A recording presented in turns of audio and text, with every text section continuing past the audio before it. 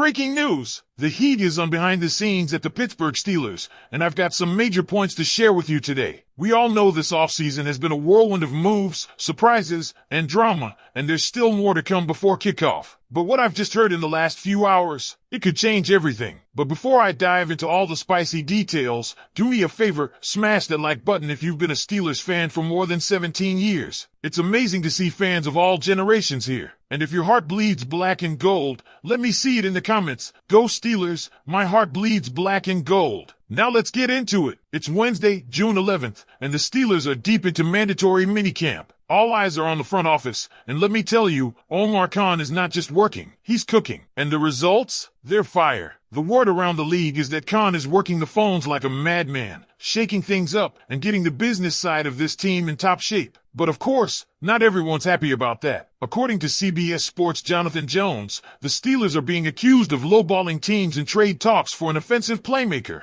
Now let's stop right there, because this leak smells like a classic case of negotiation theater. Some front office out there, salty from a call with Omar, decided to spin a narrative. But here's what Steelers Nation needs to understand. Omar Khan does not make bad trades. He's not the kind of guy to throw top dollar at the first offer. The man plays chess, not checkers. This isn't about being cheap. It's about being smart. You don't just hand over your best assets when you're looking for a deal. Think about it. We've got wide receivers like Amari Cooper and Keenan Allen sitting in free agency, available without giving up any draft picks. Add to that Gabe Davis, who just left Pittsburgh without a deal after failing to clear a physical, and you start to see the chessboard Omar is playing on. We're not desperate. We're strategic. The Steelers have leverage, and everyone knows it. And speaking of weapons, how about the rumor mill swirling around possible additions like Romeo Doubs or Christian Watson from Green Bay, or Alan Lazard from the Jets, all tied to that Rodgers connection. But ask yourself, are they better than Cooper or Keenan Allen? Do they have more to offer than a proven veteran presence that we could sign today without giving up any assets? The answer is obvious. The Steelers aren't playing this game to lose. Now let's pivot to the defense, because there's plenty cooking there too. Reports say the Steelers have inquired about both Jaire Alexander and Jalen Ramsey. That's right, two Pro Bowl caliber corners on Omar Khan's radar. This one came from a burner account known for dropping legit news before anyone else. And yes, this same account took a hit last year over Brandon Ayuk rumors,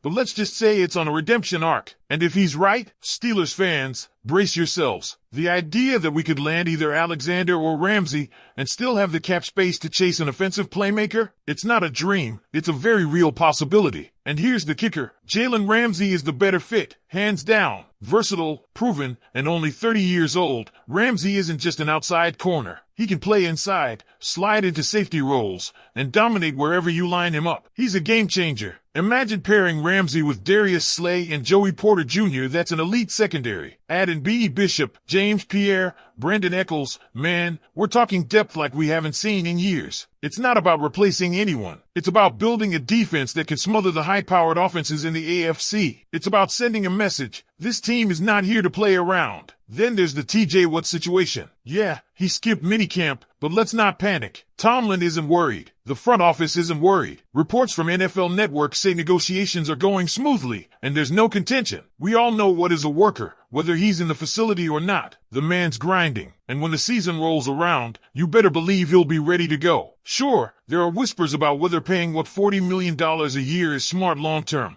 but that's not the point. The point is 2025. We've got Aaron Rodgers. We're going all in. You lock up what now? Make your Super Bowl push, and worry about the rest later. That's the mindset. That's the mission. And speaking of Aaron Rodgers, let's not underestimate the gravity of that signing. We got him on a team-friendly deal, and his presence alone is a recruiting magnet. Players want to play with him. It's not just about his arm, it's about his leadership, his legacy, his swagger. Just look at what Brady did for the Bucks, what Stafford did for the Rams. When you bring in a Hall of Fame quarterback, you go for it. You don't play it safe. You make bold moves. You build a championship roster. The Steelers have the flexibility. They have the cap space. They have the quarterback. All the pieces are there. So again, why not? Why not swing big? Why not bring in both a lockdown corner and a top-tier receiver? Why not load this roster with playmakers and give Rodgers every tool he needs to win? This isn't the conservative Steelers of old. This is Omar Khan's team now, and he's making moves that signal one thing loud and clear. The Steelers are going for it. the job ain't done. We're just getting started. Now, I want to hear from you. Do you think the Steelers should go all in on Jalen Ramsey and sign Amari Cooper too? Are we finally seeing the aggressive, win-now mentality that fans have been begging for? Let me know in the comments. Let's light it up, because just when you think things might settle down,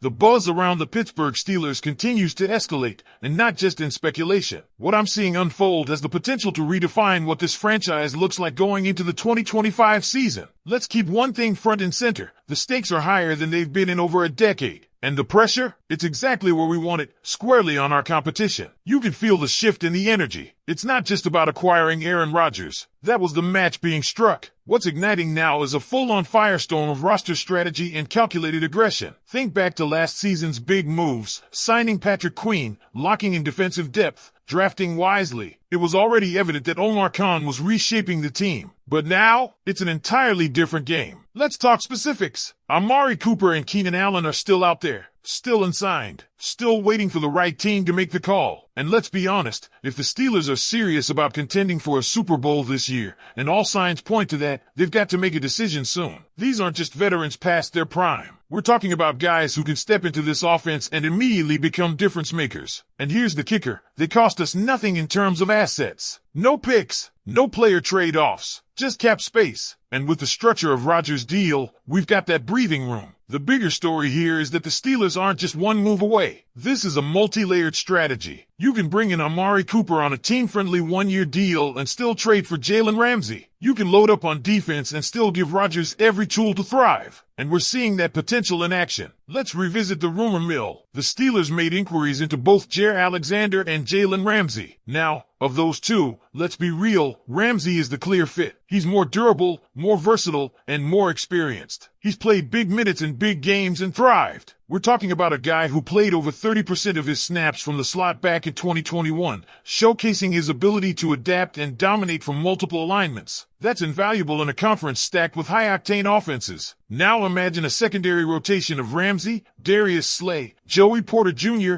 Beanie Bishop, and James Pierre. You've got Brandon Echols in the mix. You've got Minkah Fitzpatrick, Juan Thornhill, and Deshaun Elliott at safety. This isn't just depth. It's a defense built to suffocate opponents, built to shut down the Burrows and Mahomes of the world. And yet, the beauty of this roster build is that it's not either slash or. It's both slash and. That's what Omar Khan has created. Flexibility, optionality, firepower. You could plug Ramsey into this defense and still go get someone like Jonnu Smith for the offense. Don't forget, Jonnu just came off a Pro Bowl season with the Dolphins. Imagine pairing him with Pat Freiermuth and Darnell Washington in a 3 tight end set. That's not just insurance, it's a nightmare for defenses. Let's be honest, though, some fans are still holding onto the idea of keeping things lean. What about Calvin Austin? What about Roman Wilson? I hear you, but depth is not a liability. So here's where I stand. Why not make these moves? Why not push all the chips in? The fans are ready. The locker room is buzzing. The front office is locked in. You've got a future Hall of Fame quarterback under center and the cap space to go for it. The table is set. What comes next? That's on the Steelers. But the message couldn't be clearer. This isn't a rebuild. This is a revolution. And it's happening right now.